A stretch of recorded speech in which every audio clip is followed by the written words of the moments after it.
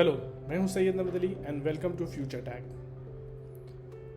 हम लोगों ने रिकर्शन इंटरव्यू सीरीज चालू की थी जिसके अंदर हम 3 वीडियो बना चुके हैं। ये है चौथा और लास्ट वीडियो इस सीरीज का। हम आज जिस पैटर्न की बात कर रहे हैं वो है ग्राफ पैटर्न रिकर्शन में। ग्राफ पैटर्न रिकर्शन का एक इम्पोर्टेंट पैटर्न है। वैसे ये बिल्कुल ट्री जैसा होता है बट 100% ट्री जैसा नहीं होता है। इसमें साइकिल्स भी होती हैं, ग्राफ क्लोज्ड भी हो सकता है, ग्राफ ओपन भी हो सकता है। रिकर्शन के थ्रू हम एक ग्राफ पैटर्न में सिस्टमेटिक तरीके से हर वर्टिसेस को या हर नोड को विजिट करते हैं। वर्टिसेस या नोड को एक्सप्लोर करने के 2 तरीके होते हैं यहाँ।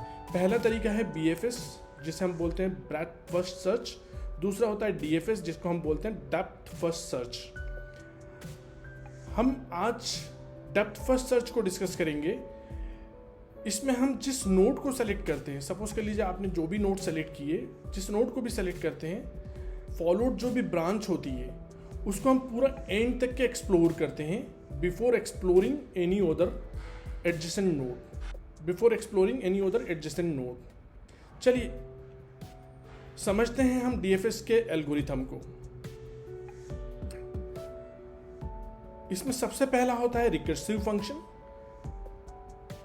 जो कि रिकर्सिवली कॉल होता रहता है हर वर्टिसेस, हर एडजेसेंट वर्टिसेस के लिए या फिर नोड के लिए।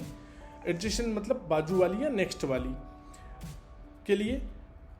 और जब तक कॉल होता रहता है जब तक के लास्ट नोड विजिट ना हो जाए उस पर्टिकुलर ब्रांच में। इसके बाद आता है बेस केस। बेस केस तब आता है जब हर एक एडजेसेंट नोड एक्सप्लोर या विजिट हो जाती है, या कोई भी इसके अलावा या कोई भी ऐसी नोड या वर्टेक्स नहीं बचता है जिसको एक्सप्लोर करना बाकी रह गया हो, तब बेस केस आता है। यहाँ से बैक ट्रैकिंग चालू होती है।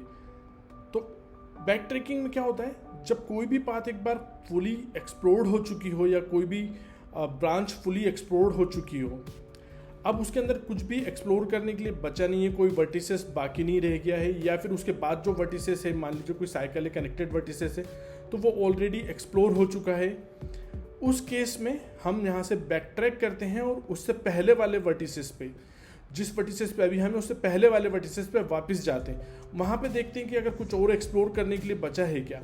अगर वहाँ पे भी सब कुछ एक्सप्लोर हो चुका है तो फिर इसी तरीके से उससे पहले वाले पे जाते हैं, और ऐसे करते करते जहाँ से हमने शुरू किया था द रूट वर्टिसेस, हम वहाँ तक के वापस चले जाते हैं।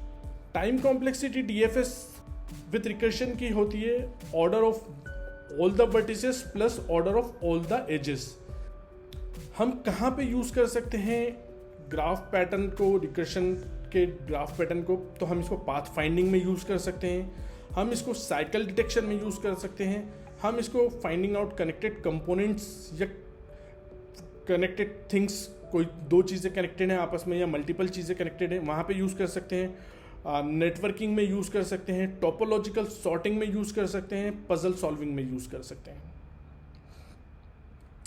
चलिए हमने डिस्कस किया कि वर्टिसेस और एजेस होते हैं, तो हम पहले समझते हैं कि वर्टिसेस क्या होते हैं। ये जो 1 है या ये जो 2, 3, 4, 5, 6, ये जो अंदर था सर्कल, ये जो सर्कल हैं ये वर्टिसेस हैं या नोड हैं, और ये 2 नोड्स को या 2 वर्टिसेस को जोड़ने वाली ये जो लाइन है ये एज कहलाती है। चलिए हम समझने की कोशिश करते हैं कि DFS एल्गोरिथम किस तरीके से वर्क करता है यूजिंग एन एनिमेशन। इनिशियली हमारा ग्राफ कुछ इस तरीके से दिखेगा, हमें रूट नोड मिलेगी। मान लीजिए हमें रूट नोड 1 है हमारी, तो हमने 1 को विजिट किया और एक्सप्लोर किया कि इसके एडजेसेंट नोड्स क्या हैं। तो इसके एडजेसेंट नोड्स हैं 2 और 3। तो अब हम क्या करेंगे, दोनों में से कोई भी एडजेसेंट नोड रैंडमली पिक करेंगे। सपोज कर लीजिए मैंने 2 को पिक किया, तो अब मैं 2 को विजिट करता हूँ। 2 को विजिट करने के बाद मैं फिर से एक्सप्लोर करूँगा कि 2 के एडजेसेंट नोड्स कौन से हैं, 4 और 5। मैं दोनों में से किसी एक को रैंडमली पिक करता हूँ। सपोज आई पिक 4, मैंने 4 को मार्क किया विजिटेड। 4 के बाद मैंने फिर एक्सप्लोर किया कि इसके 4 के भी कुछ नोड्स हैं क्या। तो 4 के नोड्स मेरे को मिला 7। मैंने 7 को विजिट मार्क किया एंड 7 को एक्सप्लोर किया कि इसके भी कोई एडजेसेंट नोड है। इसके एडजेसेंट नोड मुझे मिला 5। मैंने 5 को विजिटेड मार्क किया, 5 को एक्सप्लोर किया कि इसका कोई एडजेसेंट नोड है 2। अब जैसे मैं 2 पे जाता हूँ तो मैं देखता हूँ कि 2 इज़ ऑलरेडी विजिटेड, तो क्या मेरे को 2 पे जाना चाहिए? नहीं, यहाँ पे मेरा बेस केस रीच हो गया। अब तक के जो मेरा चल रहा था वो रिकर्सिव फंक्शन था, रिकर्सिव केस था। अब मेरा बेस केस आ गया, तो यहाँ से मैं बैक ट्रैक करूँगा, वापस 5 पे आऊँगा। क्या 5 का कोई और एडजेसेंट नोड है? नहीं, तो मैं वापस 7 पे आऊँगा। क्या 7 का कोई एडजेसेंट नोड है? नहीं, तो मैं वापस 4 पे आऊँगा। क्या 4 का कोई एडजेसेंट नोड है? नहीं, तो मैं वापस 2 पे आऊँगा बैक ट्रैक करते हुए। क्या 2 का कोई एडजेसेंट नोड है? नहीं, मैं वापस 1 पे जाऊँगा बैक ट्रैक करते हुए। क्या 1 का कोई एडजेसेंट नोड ऐसा है जो अभी एक्सप्लोर नहीं हुआ है? यस, 3, तो मैं 3 पे जाऊँगा, 3 को एक्सप्लोर करूँगा। अब 3 को मैंने एक्सप्लोर कर लिया, इसके बाद मैं देखूँगा क्या 3 का कोई एडजेसेंट नोड है? तो यस, 3 का एक एडजेसेंट नोड है 6, मैंने 6 को एक्सप्लोर किया। अब 6 को मैंने एक्सप्लोर कर लिया है, इसके बाद मैं देखूंगा कि 6 का कोई एडजेसेंट नोड है? कोई नहीं है, सिर्फ 3 है। तो मैं यहाँ से बैक ट्रैक करूँगा, क्योंकि 3 ऑलरेडी विजिटेड है, मैं 3 पे जाऊँगा। 3 ऑलरेडी विजिटेड है और 3 का और कोई एडजेसेंट नोड नहीं है, तो मैं वापस 1 पे जाऊँगा और यहाँ पे मेरा एल्गोरिथम कंप्लीट होता है। तो आप देख सकते हैं मेरी विजिटेड नोड में 1 2 4 7 5 3 6 आ चुके हैं। चलिए हम एक कोड सॉल्यूशन देखते हैं, but before going towards the code solution हम एक इंटरव्यू केस को डिस्कस करते हैं कि इंटरव्यू में जब भी आपको ऐसी कोई कोडिंग क्वेश्चन आया जिसमें आपको रिकर्शन के थ्रू डीएफएस इंप्लीमेंट करना हो, तो वहाँ पे 2 तरीके के क्वेश्चन पॉसिबल है। पहला, ऐसा ग्राफ जिसके अंदर वेट गिवन हो, लाइक ए और बी के बीच में वेट या फिर पाथ गिवन है कि ये पाथ का डिस्टेंस क्या होगा या वेट क्या होगा, ठीक है। इसी तरीके से आपको दूसरा इस तरीके का ग्राफ दिया जा सकता है जहाँ पे वेट गिवन नहीं हो। इन केस जहाँ पे वेट गिवन है, आपको इंटरव्यूअर से पूछना होगा हम इसको कैसे इम्प्लीमेंट करना चाहते हैं। क्या हम पहले शॉर्टेस्ट या स्मॉलेस्ट वेट फर्स्ट पे जाना चाहते हैं, या शॉर्टेस्ट पाथ फर्स्ट पे जाना चाहते हैं, या फिर हेवीएस्ट वेट फर्स्ट, या फिर लॉन्गेस्ट पाथ फर्स्ट पे जाना चाहते हैं। इंटरव्यूअर जब आपको इसका आंसर करेगा तभी आप इसके अप्रोच करें, अदरवाइज अगर वेट दिया तो आप रेंडमली पिक नहीं कर सकते हैं। You need to ask this question. अगर वेट नहीं दिया है तो आप रेंडमली पिक कर सकते हैं कि किसी को भी पिक कर लिया and then you start exploring. चलिए अब हम डीएफएस का एक कोड लिख के देखते हैं और देखते हैं कि वो किस तरीके से लिखा जाएगा और उसमें क्या क्या इंपॉर्टेंट चीज़ें जो हमें अटेंड करनी चाहिए। तो यहाँ पे मैंने मेरा कोड एडिटर खोल लिया हूँ और मैं यहाँ पे एक फ़ाइल बनाता हूँ जिसको मैं नाम देता हूँ recursion_graph_dfs.py। जल्दी जल्दी प्रोग्राम बनाता हूँ।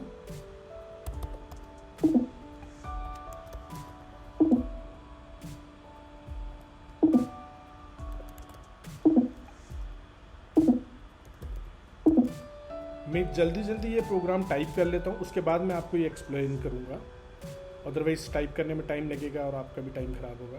मैं जल्दी जल्दी ये प्रोग्राम टाइप कर लेता हूँ, फिर मैं आपको एक्सप्लेन करूँगा।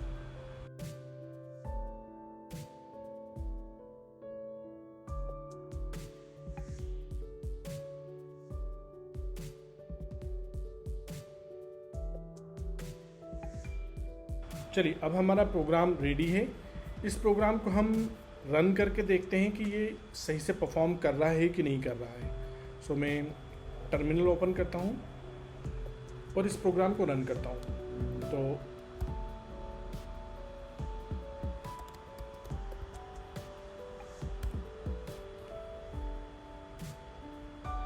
और आप देख सकते हैं कि ये प्रोग्राम बिल्कुल सही तरीके से परफॉर्म कर रहा है।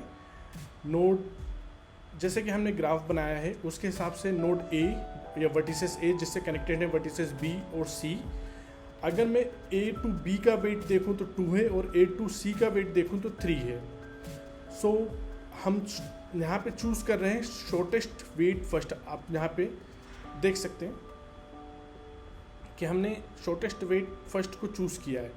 तो शॉर्टेस्ट वेट फर्स्ट के हिसाब से हमने 2 को चूज़ किया, हम बी पे गए, हमने सेकंड वाले को चूज़ किया, हम बी पे गए। अब बी के बाद मैं इसके एडजेसेंट नोड एक्सप्लोर करता हूँ जो कि डी और ई है, मगर वेट डी वाले के केस में कम है तो मैं डी पे जाता हूँ, मैं डी प्रिंट करता हूँ।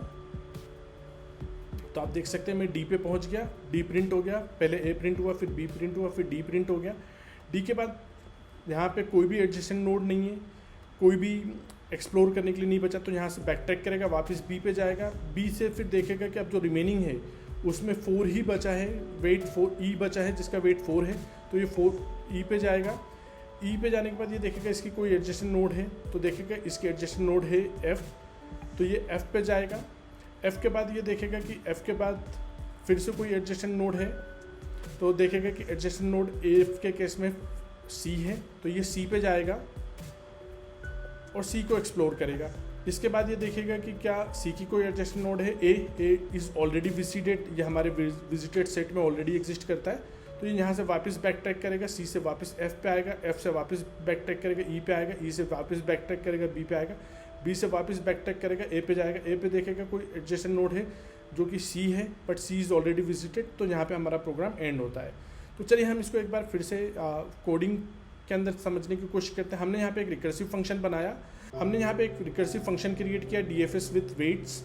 यहाँ पे हम इसको पास कर रहे हैं एक नोड, जिस नोड करंट नोड जिस पे हम वर्क कर रहे हैं, विजिटेड एक सेट है जिसके अंदर हम स्टोर कर रहे हैं जो भी नोड विजिट हो चुकी है उसको, और ग्राफ जिस ग्राफ पे हम काम कर रहे हैं।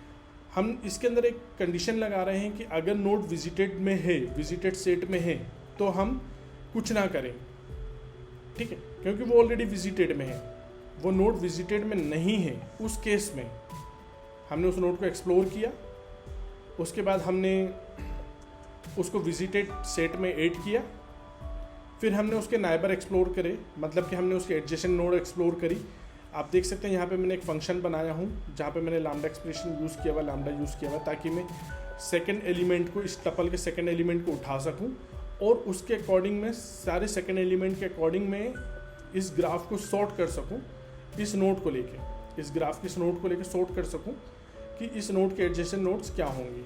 तो मैं उससे नाइबर निकाल लिया, जो कि शॉर्टेस्ट वेट, जिसका वेट सबसे ज़्यादा छोटा हो, उसको ले लिया मैंने। इस कंडीशन को मैं बदल भी सकता था, बट अभी मैंने सॉर्टेड किया, सॉर्ट बाय इंक्रीमेंटल, तो जो सबसे छोटा था वो निकाल लिया मैंने। उसके बाद मैंने उसके ऊपर एक लूप लगाया for neighbour weight in neighbours. मैंने नाइबर का वेट लिया, ठीक है, मैंने यहाँ पे दिया if neighbour not in visit, अगर नाइबर विजिटेड में नहीं है तो मैंने फिर से रिकर्सिवली ही अपने इस एल्गोरिथम को कॉल किया कि वापस मैं इस एल्गोरिथम को कॉल कर रहा हूँ, नाइबर विजिटेड एंड ग्राफ इसको पास कर दे रहा हूँ। Why this graph is needed, because I need to use this graph here. इसको मैंने पास कर दिया, ये रिकर्सिवली पास होता जाएगा और हर बार जिस नोड को हमने पास किया है उस नोड के लिए चेक करेगा कि वो विजिटेड में है कि नहीं। अगर विजिटेड में नहीं है तो उसको विजिटेड मार्क करेगा और फिर से नाइबर फाइंड आउट करेगा और फिर हर नाइबर के लिए ये रन करेगा, एल्गोरिथम रन करेगा। हम देखेंगे जब फंक्शन